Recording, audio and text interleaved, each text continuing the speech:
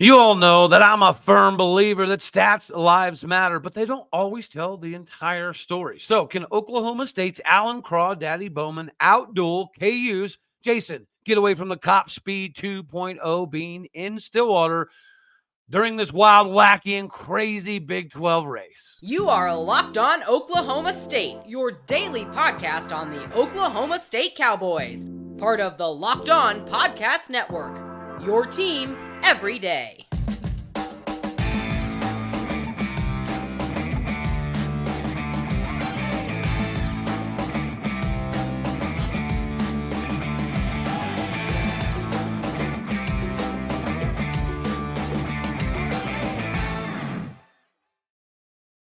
Howdy, y'all, and hello, all. Welcome back to Locked On Oklahoma State, your daily stop for all things cowboy and cowgirl related. My name is Cody Stovall. I want to thank you kindly for stopping by to make this your first listen here on Locked On Oklahoma State. You know we're available on every single podcasting platform, visually as well on YouTube. Find me on Twitter personally at AllDayO State. Today's gonna be a doozy. West Virginia, you were so close. You were oh so close. You got to be quicker than that.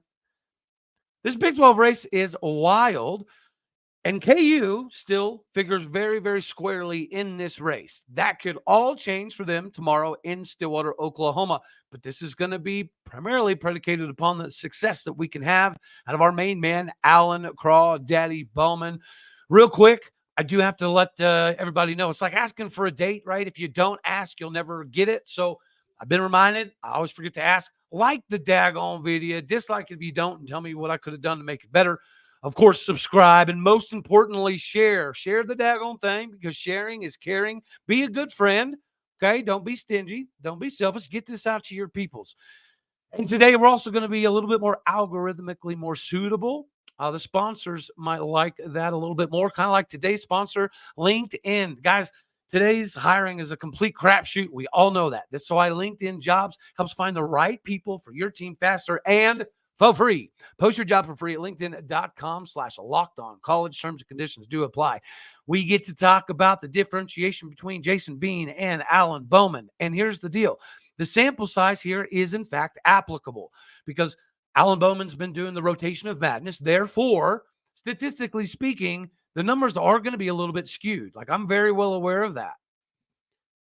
But Jason Bean hasn't started all year either. So numerically, they kind of fall in the same realm. So let's look at it real quick. What does Jason get away from the Cop Speed 2.0 Bean bring to the table? Well, this season he is 61 for 39, which is just under 64%, 63.9%, 503 yards. And he's averaging 8.4 yards every time he does the old air cannon check. He's thrown for 0 picks and 4 touchdowns. His long is a 58-yard bomb, and he's got a passer rating of 154. The 84 yards a game, right? That should be a cause for concern for any KU fan. The no rushing touchdowns for him is pretty surprising due to him being the fastest player on the daggone team. Last year, Jason Bean did beat us up decently. He went 18 for 23 for 203 yards. So he can throw the ball, threw a couple touchdowns, rush for another one as well. Of course, it helps when Devin Neal goes off for 224 yards to help you out, to put you over 350 yards rushing on Oklahoma State last year in Lawrence. That can't happen. He hasn't been running nearly as much this year as he was last season, and that's a pretty easy decision to make as far as the coaching staff is concerned, because they've got 2 dudes in the backfield that will both, barring injury, likely break the 1,000-yard rushing mark. 2 dudes in the backfield. That's number 2 in the Big 12 and number 6 in America at like 232, 233 yards a game. Jason Bean and Jalen Daniels collectively, they've thrown for over 70%, and between the two have only thrown for 1 pick. Again, we just talked about Jason Bean has 0, now not another, and Jalen Daniels has only thrown 1. I'll say that again. 1 pick all year between 2 dudes. Cameron Epps, Cam Smith, please hear this roar. 1 pick all year. If we change that tomorrow, we're likely in like Flynn.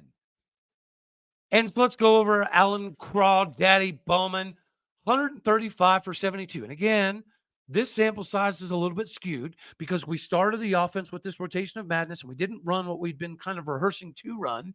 Therefore, he didn't exactly have the best base and or platform to get the most results. So I understand the skewing is a little off here. But again, 135 for 72. That's 53%. That is not good. That is dead last in the Big 12. Matter of fact, unfortunately, Alan Bowman is dead last in almost every Big 12 quarterback category. Not all of them.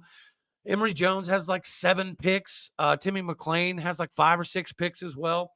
So other than that, right, there's a couple things. But last year, there's not much of a comparison because he was doing his, clipboard curls getting swole in Michigan, while our main man, Garrett Rengel, did throw for over 300 yards last year against this very same KU squad. But he got suckered into a few picks, and we got railroaded. Now, speaking of picks, Alan Bowman's propensity right now to have more interceptions than touchdowns, that stat line's kind of scary.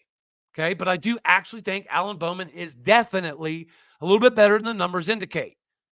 This game will make that picture much more clear because we 100% need the old Taco Reckham Tech Cowboy Killer version of Alan Bowman in Boone Pickens Stadium. We do not need to find a way to backpedal our way into more touchdowns or more interceptions and touchdowns, right? That's going to be killer. So we know 2 things for certain right here, right now.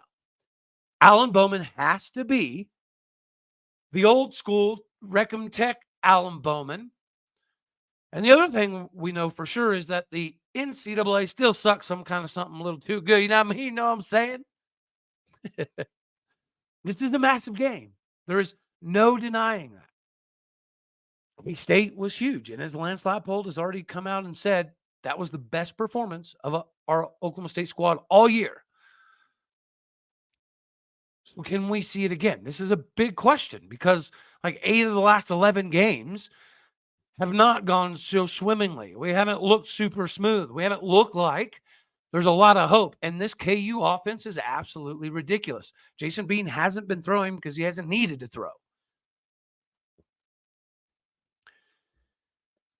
I mean, don't force a guy to do something until he absolutely has to do it. Or you have the ability to kind of pencil in the game plan for him to be able to do that at maximum capabilities. Speaking of maximum capabilities, before we get to the keys of the victory and the MVPs, to maximize your capabilities, you got to be hooked up right here, right now with LinkedIn Jobs. Ladies and gentlemen, there's a reason that small businesses rank LinkedIn Jobs number 1 in delivering quality hires versus the leading competitors. This is the only way you can be 100% certain that you have access to the most qualified candidates available. You got to go check out LinkedIn Jobs. You got to check out LinkedIn Jobs today. They're going to help you find the right people for your team. Again, for free. All you got to do is create your job post, then add it to your purple hashtag hiring frame, to your LinkedIn profile. Spread the word that you are, in fact, hiring. Guys, they got simple tools, super easy screening questions that make it better for you to focus on the candidates with the right skills, experience, and abilities so you can quickly prioritize that interview. Go to linkedinjobs.com/lockedoncollege today. Post your job for free. Again, that is linkedin.com/lockedoncollege. LinkedIn.com/lockedoncollege. Locked On College, all being one word. Post your job for free today. Of course, terms and conditions do apply. Terms and conditions probably should apply to this whole mantra of what we need to do. It's fairly simplistic, right? But to me, if Alan Bowman can be more of that Red Raider guy and less of the clipboard curler guy, we not only have a chance, but if you're asking me to make Alan Bowman and Jason Bean have a legitimate duel through the air, I would probably put my money on Bowman. And you guys know, like, I've been back and forth this year on whether he should even be the starter. And I'm not saying Jason Bean is terrible, right? But this has got to be a big game for Alan Bowman, right? The deep ball is going to be the key for both teams as far as the exploitable areas, the opportunities to score touchdowns, to get points on the board. This is going to be a massive game for the wide receivers, tight ends, running backs of both squads. Can Jaden Bray pop off and not have any drops? Yeah. Brennen Presley, Rashad Owens, Talon Chetron. Guys, Leon Johnson, he still has a couple games of eligibility. If we're talking about red zone, high point capabilities, put the dude in the daggone game. If we know we struggle in the red zone, and we know that the favorite pass that we've had in Oklahoma State's offense since 2001 is the old 9-route deep fade in the red zone to the corner of the end zone. Okay, then put the dude out there that can jump over everybody else. And if you do that, you allow Josiah Johnson to potentially have a big day. We need to get Jaden Nixon going early and often. And that will help Ollie Gordon and Elijah Collins throughout the course of the day. But the biggest thing before we pick the MVPs is, as you already know, the fist fight that must come in the front seven. That's what it has to be. Can their 6'5", 305-pound center, Mike Novatsky, stop 6'4", 350-pound Justin Kirkland? No, Mike Novatsky cannot stop him. Can he stop 6'3", 350-pound Colin Clay? No, not at all. Not all by himself. Can Nick Martin, Kendal Daniels, Colin Oliver Reed react and violently attack while controlling Devin Neal, Daniel Highshaw, Jason Bean, and Dylan McDuffie? No, not all day. But they are definitely more than good enough to come up with enough big third and fourth down stops to get a W. Yes, they'll have to be all in for this game simply because of what it sets them up for. This is both teams. KU, they're going to come out swinging. Even though they don't have Jalen Daniels, they're going to put forth a game plan to win this game, and they are going to be very aggressive. That's why I mentioned fourth down stops. We've been very good on fourth down this year. Hopefully we can keep that up. Third down, a little bit of a different story. We've got to excel on third down. They are going to get yards. They are going to have plays. They are going to score points. But there's going to be times and crucial moments that we can step up on third down, fourth down, and give us the opportunities that we need offensively to do some stuff. Can Kobe Black for KU control Jaden Bray or Rashad Owens by himself? No, not all day. The same could be said about Corey Black and Cam Smith, right? I get that. But will Cameron Epps grab a couple of crucial picks, a crucial pick? Will Deshaun Brown finally put it all together? Keeps getting close. Will our offensive line, most importantly, will our offensive line repeat what they just did to Kansas State? It all starts with that fist fight in the box, in the front seven. The hog mollies down low are going to do their thing. The linebackers, fullbacks, tight ends, that should be ugly, dirty, nasty. We just won the one game on the schedule that we all likely thought was impossible to out-physical, right? If you're like me and you thought winning 9-10 games is legitimately a possibility at the beginning of the season, no matter what you chopped up, sliced up, put together, there was nothing that indicated to me that we were going to be able to out-physical, out-muscle Kansas State before the season even started. Is it a flash in the pan? That's what we got to find out. Can we win the game? Hells to the yeah. Now, does that mean I think we will win?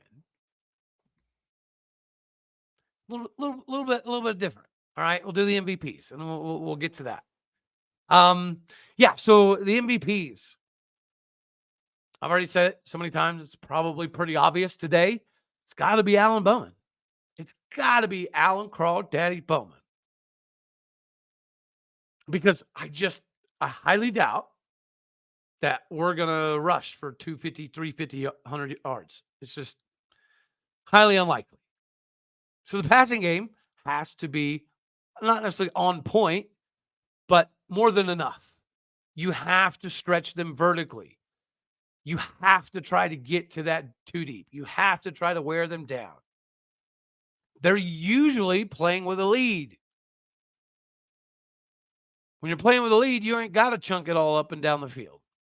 Again, which is precisely why Jason Bean has proven in the past that he can successfully throw the ball down the field to some degree.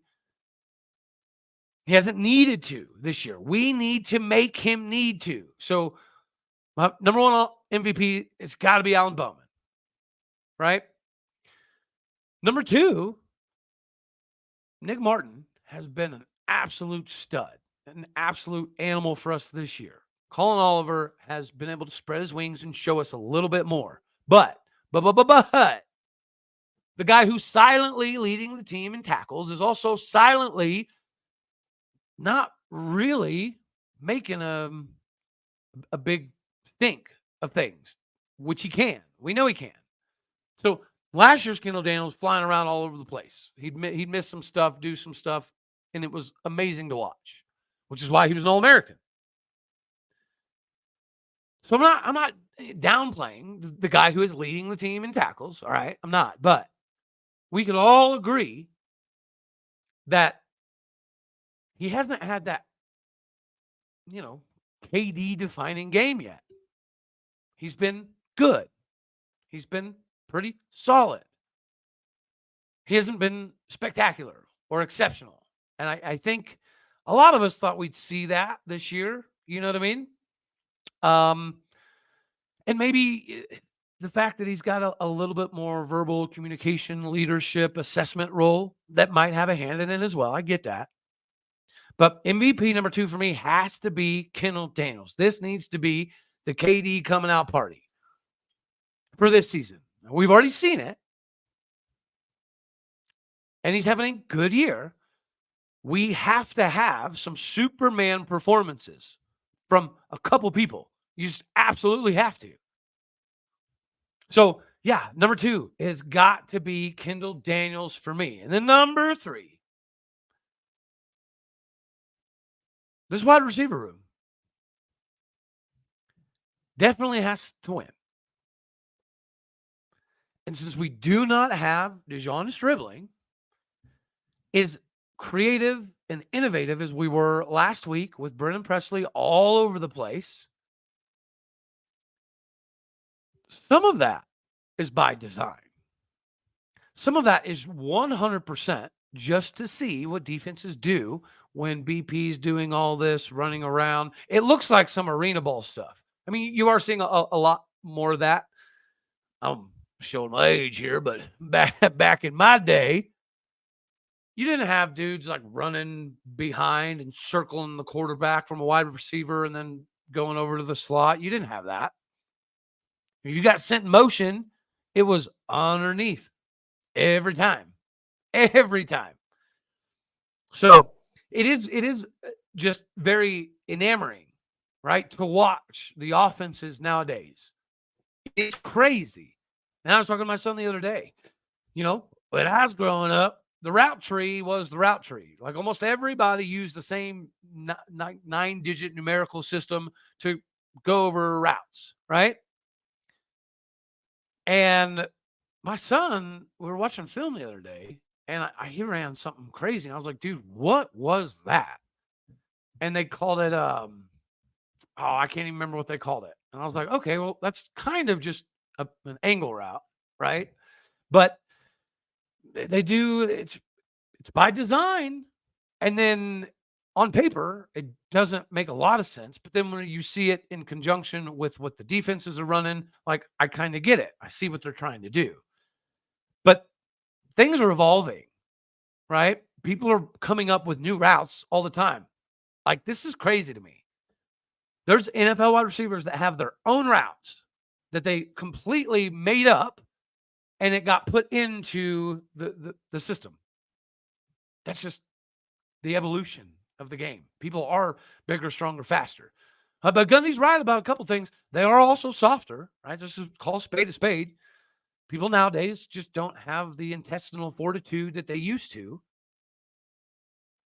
But it's part of the age. I mean, I don't like it. Gundy doesn't like it. Dunn doesn't like it.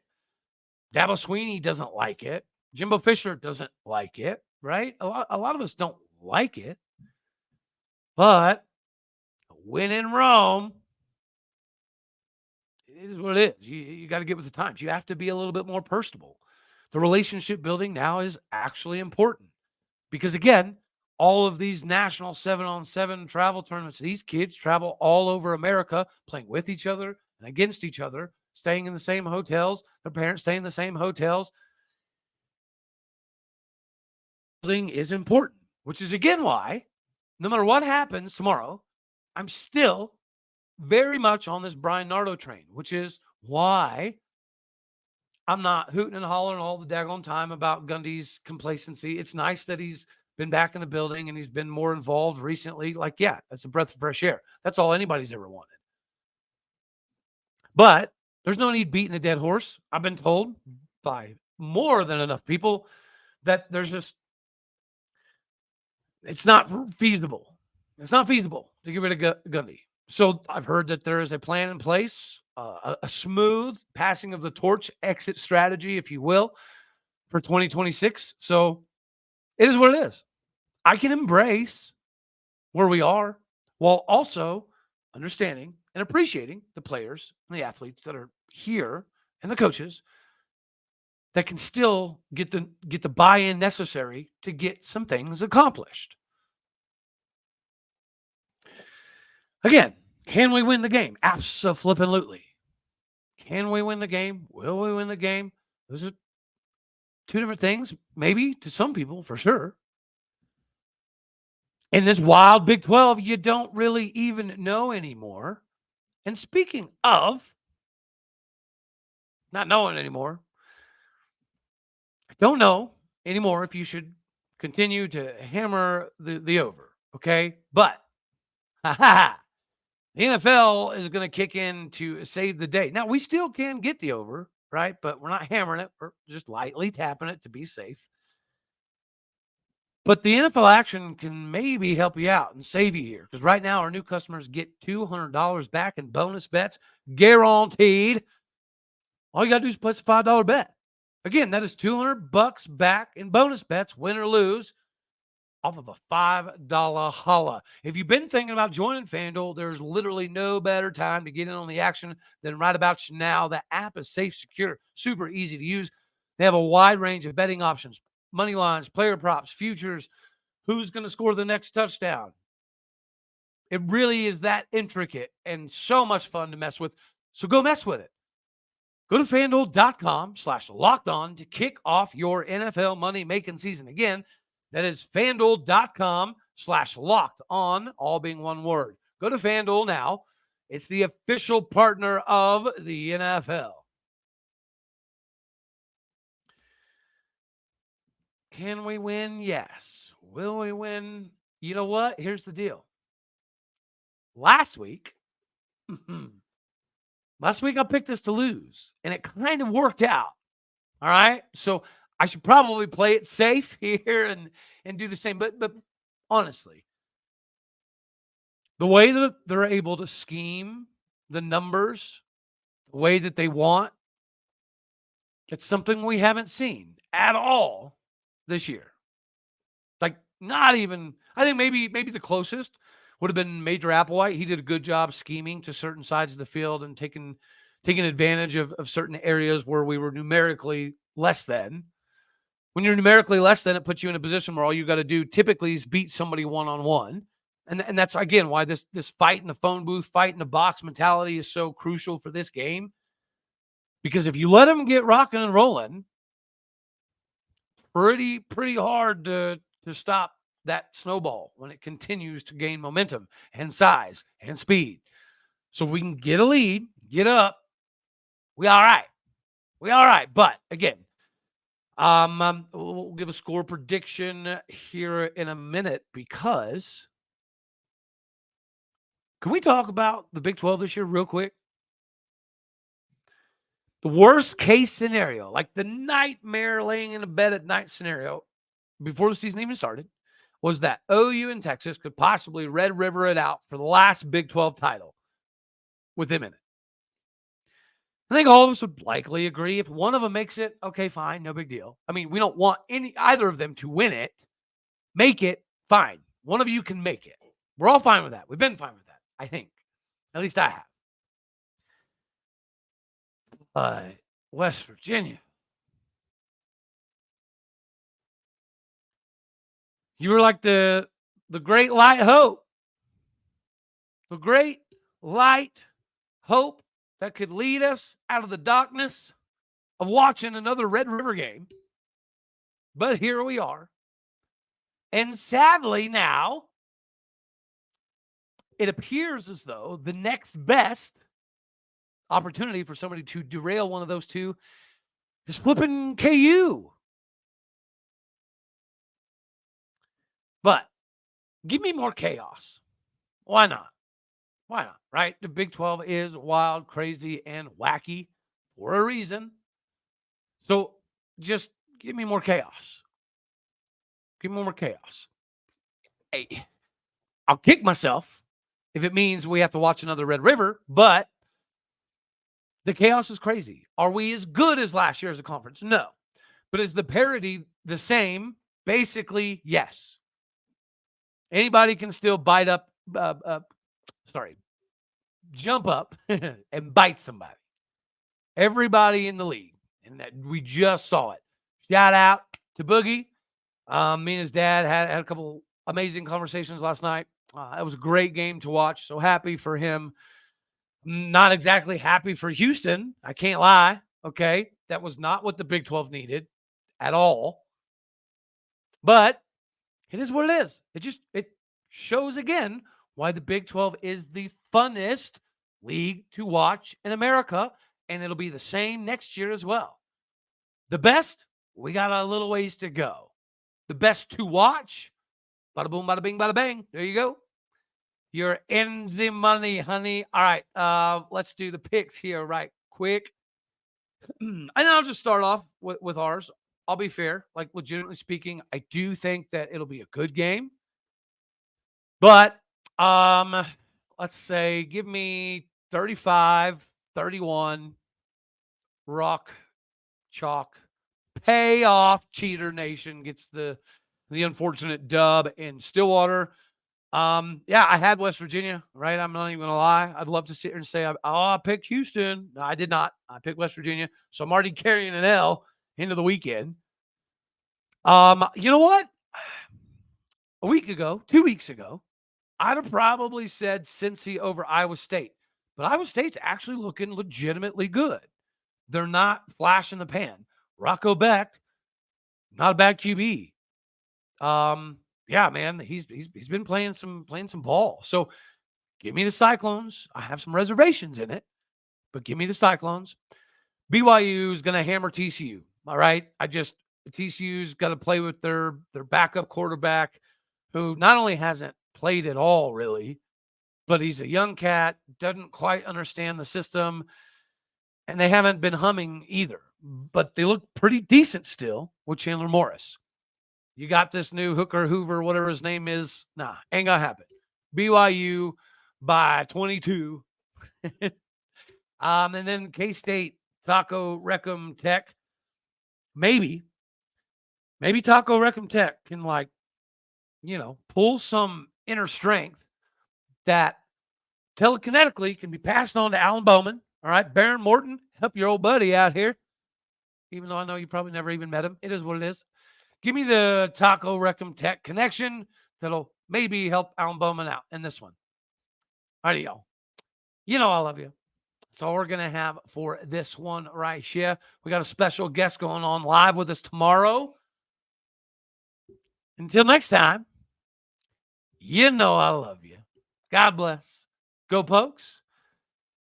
Thank you very much for tuning in to make this your first listen here on Locked On Oklahoma State. You could be anywhere, so happy you choose to be here. Again, like it, dislike it if you don't like it, comment, share, be a caring individual. Sharing is caring. All righty, y'all. Later, taters.